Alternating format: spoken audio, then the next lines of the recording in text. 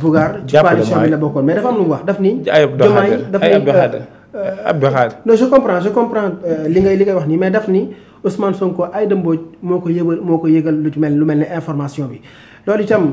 te Ousmane Sonko bokk ci coalition bi bu fekkente ni ça te dérange pas ñu déglu Bougar. yow mën nga koo déglu non mën nga koo dégloo Sénégalais man moom jàpp si rek. bu ko defee ñu itam ñu comprendre kàddu yi nga xam ni Bougar daal ni koy wax.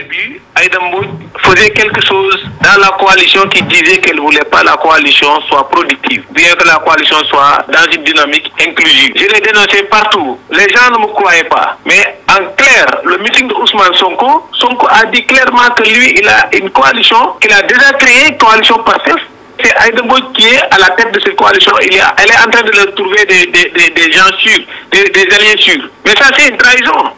Aïda Mbodj a fait une trahison. Elle a trahi le président de la République. Maintenant, reste de la limoger aussi de la DER. Elle sera limogée de la DER, certainement. Je n'ai pas d'informations génériques, mais je sais qu'elle doit être limogée de la DER parce qu'elle a trahi le président de la République. Le président te confie une coalition. La coalition, c'est un organe connu. Si tu pars au niveau de la direction des élections, la coalition a été déclarée là-bas. C'est une coalition présidentielle. Toi, tu es à la tête de cette coalition. Tu te permets de faire des choses en dessous de cette coalition. Et on t'interroge, tu continues de dire non, il y a des gens qui insultent Sonko, il y a des gens qui insultent. C'est faux. C'est parce qu'elle travaillait avec Sonko en connivence pour démolir la coalition, et renvoyer toutes les personnes qui étaient impartiales et tous les leaders qui étaient peut-être un peu favorables à Diomaye. Il les renvoie, elle les écarte du moins. Maintenant, aujourd'hui, on entend clairement que Sonko dire que c'est elle qui travaille pour une autre coalition passive. Elle fait un double jeu en fait dilatoire. Non seulement le président l'a enlevé de la tête de la coalition, mais j'attends aussi qu'elle soit enlevée à la terre. En plus, elle doit être poursuivie pour trahison. Ça, c'est une forme de trahison, trahir le président de la République. Et je vous dis que l'information est claire et qu'on ne reculera pas. La coalition, on l'a créée sans PASTEF et que PASTEF ne peut pas détruire. Alors, dégg nga ko Daouda nee na coalition bi dañ ko créé sans PASTEF et puis Aïda Mbodj dafay jouer un double jeu mi ngi xaar ni aussi ñu daal di koy dàq fa nga xam ne rek moo di ca DER/FJ kër goog nga xam ne moom la ñu dénk Aïda Mbodj di jëm ci wàllum financement jëm ci ndaw ñi ak soxna yi. alors Daouda ñii ñëpp dañoo bokkoon ci coalition bi mais boo xoolee ba ci seen biir ànduñu ak politique gu premier ministre Ousmane Sonko ñoom aussi bu ñu demee ba ñuy wax ni Aïda Mbodj dafa trahir Diomaye daf koy dàq ci DER aussi est-ce que loolu aussi du gën a firndeel aussi li Sénégal yëpp di bañ mu di tàqali ko ñoom ñaar. non jigéen ñi moom dañuy ñii man yàlla yow yaa ma tooñ sax wax dëgg yàlla di ma wax seeni wax sincèrement. man moom yàlla mën a tooni am na ñoo xam ne moom mënuma seeni mbir dara. parce man boo bëggulee Ousmane Sonko bëgguma la. parce que jàmm mooy jàmm réew mi. ñii mooy ñi nga xam ne ñoo bañ Diomaye. Bougar. li mu wax bëggul Diomaye de.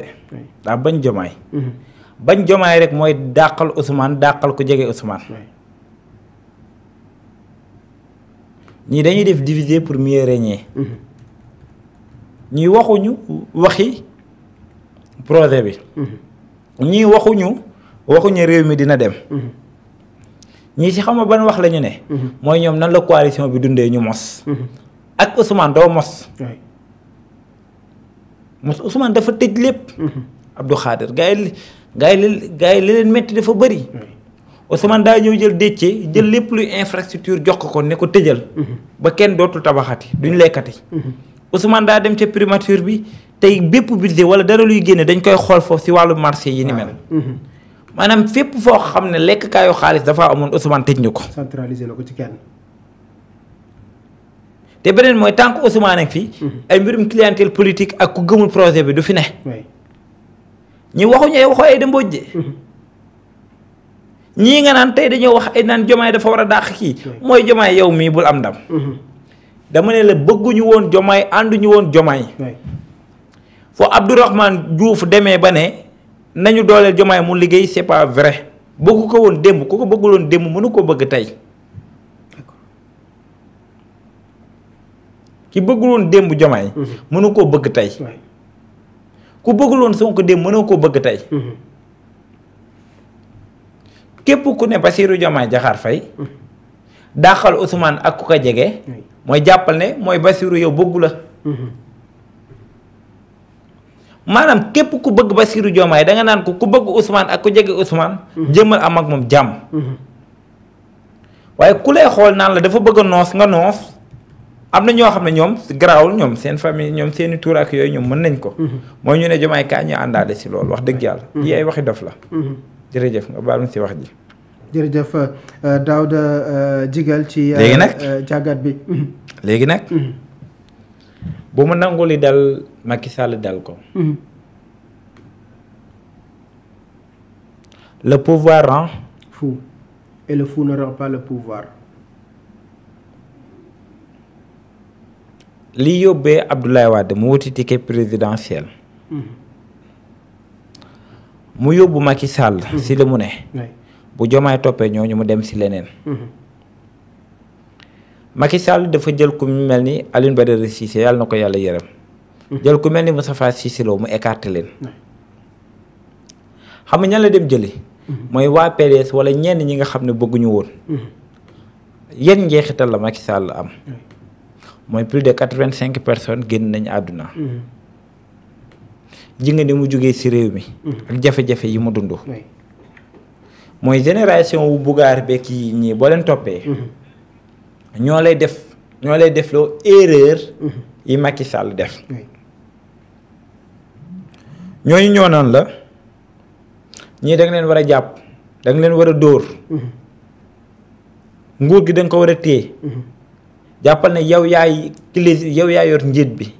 maanaam bu dégloo ñooñu. mooy la daloon Macky Sall. dal Abdoulaye Wade moo koy dal.